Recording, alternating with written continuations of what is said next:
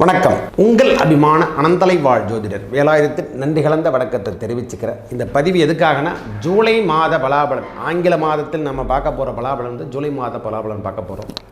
இப்போ கிரகங்களுடைய நிலைமை எவ்வாறு இருக்க போகுது, மேஷம் முதல் மீனம் வரைக்கும் எவ்வாறு இருக்கும், இந்த பலாபலத்தை இப்போ கோச்சார ரீதியாக கிரகங்கள் எங்கெங்கே அமர்ந்திருக்குது முதல்ல பார்த்துக்கலாம். மேஷத்தை பொறுத்த வரைக்கும் அந்த கிரகங்கள் என்று சொல்லக்கூடிய செவ்வாய் பகவான் சுக்கிரனோட வீட்டில் ரிஷபத்தில் அமர்ந்திருப்பதும், சூரியன் புதன் மிதுனத்தில் அமர்ந்திருக்கிறதும், குரு சுக்கிரன் கடகத்தில் அமர்ந்திருப்பதும், சிம்மத்தில் கேது பகவானும், ராகு கும்பத்திலையும், சனி பகவான் மீனத்திலையும் அமர்ந்திருக்கார். சந்திரன் ஆரம்ப காலத்தில் சந்திரன் 7ஆம் இடம் என்று சொல்கிறது காலபுருஷத்துக்கு 9ஆம் இடம் தனுசில் அமர்ந்திருக்கிறார். மற்ற கிரகங்களின் மறைவு எவ்வாறு இருக்க போது, இதனுடைய சூழ்நிலை வைத்து இந்த ஜூலை மாதம் 1 தொடங்கி 31ஆம் தேதி வரைக்கும் எவ்வாறு இருக்க போது, மேஷம் முதல் மீன ராசிக்கு வரைக்கும் விரிவாக பார்க்கலாம் வாருங்கள். வணக்கம். மேஷ ராசிக்கு இந்த ஜூலை மாதம் எவ்வாறு இருக்கும்? பொறுமை, நிதானம், பிரதானத்தை எடுத்துக்க வேண்டிய மாதத்தில் முதல் மாதமாக, ஏன்னா நம்ம ராசிநாதன் 2ஆம் இடம் என்று சொல்லக்கூடிய தனவரவு தருகின்ற இடம், சுக்கிரனோட வீடு என்று சொல்லக்கூடிய ரிஷபத்தில் அமர்ந்திருக்கிறார். அங்கே தான் இருக்க போகிறார். நம்ம அதாவது எப்படி சொல்கிறதுனா, ராசிநாதன் 2ஆம் இடத்தில் அமர்ந்திருப்பது நன்மை, நான் இல்லைன்னே சொல்ல, எந்த தடுப்பும் கிடையாது, எந்த தவறும் கிடையாது. ஏன்னா அவரை 2ஆம் இடத்தில் அமர்ந்திருந்தால் வரவு சார்ந்த விஷயம், வேலை சார்ந்த விஷயங்கள் கொஞ்சம் அதிகமாக காணப்படும். வாக்குஸ்தானத்தில் இருக்கிறதால கொஞ்சம் கடினமான வார்த்தைகளை நாம் யூஸ் பண்ணாமல் இருக்கிறது ரொம்ப மேன்மையை தரும். பொறுமை, நிதானம், பிரதானம் ரொம்ப முக்கியம். செவ்வாய் 2ஆம் இடத்தில் இருந்தாலும் அவருடைய பார்வை 7, 8, 4ஆம் இடத்தையும் பார்க்கும். அப்போ 3 இடத்தின் பார்வை பதிவும் நம்மளுக்கு கிடைக்கும் இந்த மாதத்தை. ஏன்னா அவர் எங்கேருந்து இடம்பெயர போகிறதில்ல. 3ஆம் இடம் என்று சொல்லக்கூடிய சூரியன் புதன் சமன்ஸ்மன், அவர் வந்து நம்மளுடைய வாழ்வாதாரத்தில் 17ஆம் தேதிக்கு அப்புறம் தான் 3ஆம் இடத்தில் தைரியத்திலிருந்து இடம்பெயர்ந்து 4ஆம் இடத்துக்கு போகிறார். அது வரைக்கும் எந்த தொந்தரவும் கிடையாது. செவ்வாய் 2ஆம் இடத்துல இருக்கிறதால வேலை சார்ந்த விஷயத்தில் மேஷராசிக்காரங்களுக்கு இருந்து வந்த தொந்தரவு முதல்ல விலகும். வேலையில் இருந்து வந்த பிரச்சனை முதல்ல விலகும். டைட்டாக இருக்கும். இந்த அடிவயிறு சம்பந்தப்பட்ட பிரச்சனை என்பது காணப்படும். ஒவ்வாமை, இந்த மாதிரி அலர்ஜி, இது மாதிரி கம்ப்ளைண்ட், இது மாதிரி வரத்துக்கான வாய்ப்புகள் அதிகமாக இருக்கும். வேலைக்கான அமைப்பே கிடையாது சுவாமி, எந்த தொந்தரவும் கிடையாது, அலைச்சல் இருக்கும் சாமி, வருமானம் என்பது இருந்து கொண்டிருக்கும், ரொம்ப டைட்டாக இருக்கிற மாதிரி ஒரு பொசிஷன் காமிக்கும். இது முன்பு இருந்தால் போல் இல்லையே அப்படின்ற மாதிரி ஒரு சூழ்நிலையும் காணப்படும். வேகம் எடுக்கும். சொல்களில் கவனத்தை எடுத்துங்க. நாம் பேசுகின்ற பேச்சில் கொஞ்சம் வீரியத்தன்மை காணப்படுகின்ற காலம். டக்குன்னு கோபம் வர்ற மாதிரி ஒரு சூழ்நிலையெல்லாம் மேஷராசிக்காரர்களுக்கு இந்த நேரத்தில் ஏற்கப்படும். வரவு என்பது இருந்து கொண்டே இருக்கும். செலவீனங்கள் அதுக்கேற்றாற்போல் சனி பகவான் 12ஆம் இடத்தில் இருக்கிறதால அதற்கேற்றாற்போல் செலவீனங்களும் இருந்து கொண்டிருக்கும். எவ்வாறு வரவு வருதோ அதுக்கேற்றாற்போல் சரிசமம் என்று சொல்லக்கூடிய அமைப்புகளும் காணப்படும். 3ஆம் இடம் என்று சொல்லக்கூடிய இட முயற்சி ஸ்தானம், இளைய சகோதரன் சகோதரி என்று சொல்லக்கூடிய அமைப்பு பெறுவதும், நம்மளுடைய கம்யூனிகேஷன், மனிதனுக்கு தேவை எதிரான அந்த தைரியம், வீரியம் என்று சொல்லக்கூடிய அமைப்பு 3ஆம் அதிபதி யாரான புதன் பகவான். கம்யூனிகேஷனே அவர் தான். மொத்தத்துக்கும் ப்ரெஸ் கம்ப்ளைண்ட் இது மாதிரி யாருன்னா இந்த மீடியாவில் ஒர்க் பண்ணுறவங்களுக்கெல்லாம் இந்த நேரம், இந்த மாதம் நல்ல ஆளுமைத்தன்மையோடு நம்ம வாக்குஸ்தானத்தில் உட்கார்ந்துருக்கிற செவ்வாய் பகவானும், முயற்சி ஸ்தானத்தில் இருக்கக்கூடிய சூரிய பகவானும் புதன் பகவானும் நல்ல முன்னேற்றத்தை தருவார். தயவு செய்து புரிந்து கொள். இந்த நேரத்தில் முயற்சி எடுத்தால் வேலைக்கான அமைப்பு உண்டு, அரசாங்க உத்தியோகத்துக்கான அமைப்பு உண்டு. அதெல்லாம் இப்போ கிடைக்க போது 17ஆம் தேதிக்கு அப்புறம் சூரியனுடைய நிலைப்பாடு மாறப்போகிறது. புதன் அங்கே தான் இந்த மாதம் முழுவதும் காணப்பட போகிறார். அதனால் பிரச்சனை என்பது உங்களுக்கு கிடையாது. முயற்சிக்கான திருவினை என்று சொல்லக்கூடிய மீடியா துறையில் ஒர்க் பண்ணுறவங்க, அரசியலில் இருக்கிறவங்களுக்கு, பேச்சாளர், இது மாதிரி விஷயத்தில் இருக்கிறவங்க எல்லாருக்கும் இது முன்னேற்றம் தருகின்ற மாதம் மேஷராசி. அதே போல் சூரியனுடைய இடப்பெயர்ச்சி 4ஆம் இடத்துக்கு வரத்தால் நம்மளுடைய வாழ்வாதாரத்தில் வேலையில் இருந்து வந்த பிரச்சனையெல்லாம் குரு ப்ளஸ்ஸு 6ஆம் தேதி சுக்கிர பகவானுடைய இடப்பெயர்ச்சியும் நம்மளுக்கு காணப்படும்.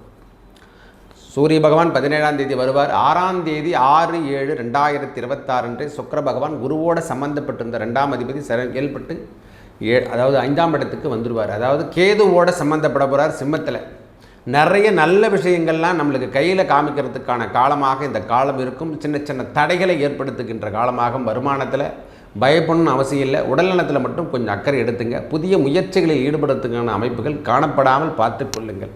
புதுசாக யாருன்னா சொல்லிடுவாங்களேன்னு சொல்லிட்டு ஒரு அச்சத்தில் இருக்காதிங்க. 17ஆம் தேதிக்கு அப்புறம் உங்கள் வேலை சார்ந்த விஷயத்தில் இருந்து வந்த பிரச்சனை விலகும்.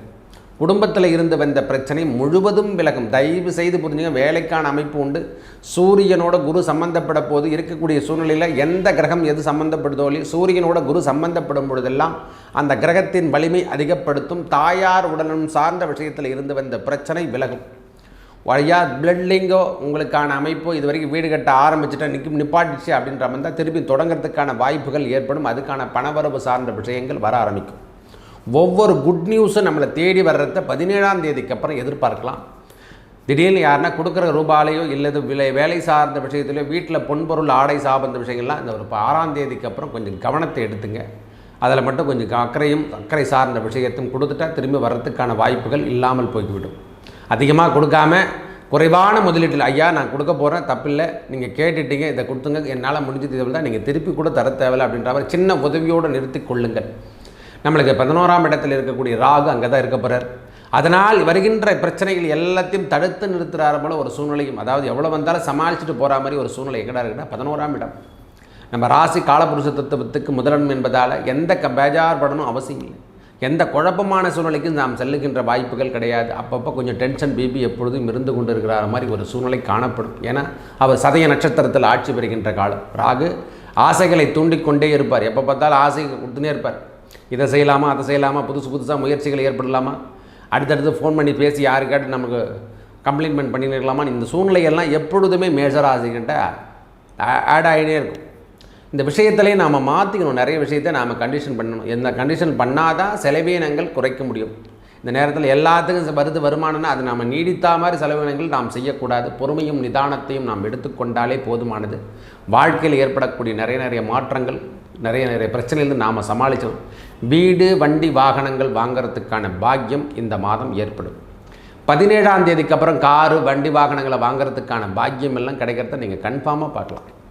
ஐயா நான் இந்த மாதிரி கார் வாங்க போகிறேன், வாகனங்கள் வாங்க போகிறேன், பசுமாடு வாங்க போகிறேன், கால்நடைகளை வாங்க போகிறோம், டிராக்டர் வாங்க போகிறேன், விவசாயம் பண்ணுறவங்களுக்கு மின் உற்பத்தி நான் செய்கிறதுக்காக நான் ஒரு பிளான்ட் போட்டிருக்கேன். இதெல்லாம் நீங்கள் புதிய முயற்சிகளை ஈடுபடலாம். கண்டிப்பாக ஈடுபடுங்க. அதில் பெட்ரோல் பங்கு திறக்க போகிற சுவாமி, அந்த கெமிக்கல் அசைன்மெண்ட் நான் செய்ய போகிறேன். இது மாதிரி விஷயங்கள் நான் எடுத்து செய்யலான்னு இருக்கிற ஆர்வத்தோடு நான் புதிய முயற்சிகளை சொந்தமாக தொழில் செய்யலாம். இதெல்லாம் எல்லாருக்கும் வருகின்ற ஆசை போல் நம்மளுக்கு எல்லாமும் தொழில் சார்ந்த விஷயத்தில் இது வரைக்கும் இல்லாத தடை இப்பொழுது 17ஆம் தேதிக்கு அப்புறம் விலகும்.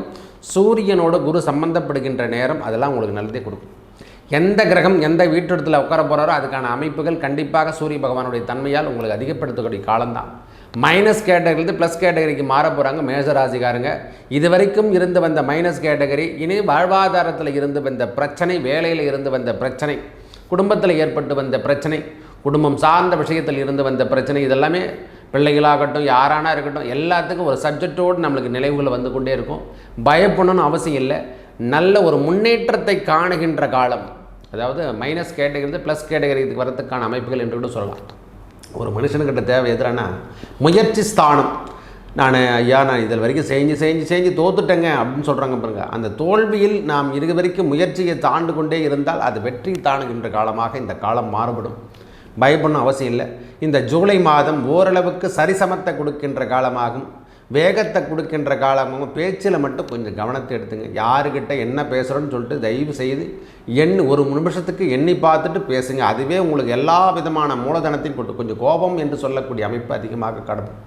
ஏன்னா பாகிஸ்தானத்தில் செவ்வாய் இருக்கிறதால திடீர்னு பார்த்தா சட்டையும் சண்டை வந்துடும். அதனால் பொறுமை தேவை, நிதானம் தேவை. படபடப்பு சார்ந்த விஷயங்களிலிருந்து நாம் எடுத்துக்கொள்ள வேண்டும். ஒவ்வொருத்துக்கும் நாம் எல்லா விஷயத்தையும் நாமளே செஞ்சுருவோம், நாமளே பண்ணிவிடுன்ற எண்ணத்தை முதல்ல மாற்றிக்கணும்.